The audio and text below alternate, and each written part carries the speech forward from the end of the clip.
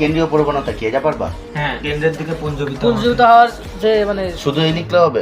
উপাত্ত সমূহকে কেন্দ্রীয় মানের দিকে পুঞ্জীভূত হওয়ার প্রক্রিয়াকে কেন্দ্রীয় প্রবণতা বলে। ঠিক আছে, কেন্দ্রীয় প্রবণতার পরিমাপ কয়টি?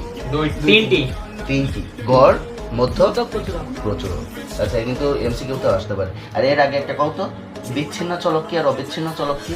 বিচ্ছিন্ন চলক হলো গণসংখ্যা। বিচ্ছিন্ন চলক আর অবিচ্ছিন্ন চলক কি? বিচ্ছিন্ন যেটাকে ভাঙা যায় না। আর বিচ্ছিন্ন যেটাকে ভাঙা যায়।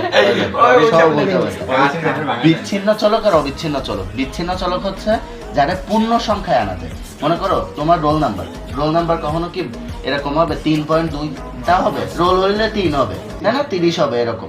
তার মানে যারা পূর্ণ সংখ্যায় আনা যায় সেটা হচ্ছে বিচ্ছিন্ন। আর অবিচ্ছিন্ন হচ্ছে যারা পূর্ণ সংখ্যা আনা যায় না, মানে ভগ্ন অংশ আকারে প্রকাশ করা হয়। ভগ্ন অংশ কি? তোমার বয়স 16 বছর 2 মাস হইতে পারে না? 16.2। তোমার উচ্চতা হইতে পারে না 5 ফিট 8 ইঞ্চি, এই যে পয়েন্ট। তাইলে এগুলো হচ্ছে অবিচ্ছিন্ন চলক, মনে থাকবে? অবিচ্ছিন্ন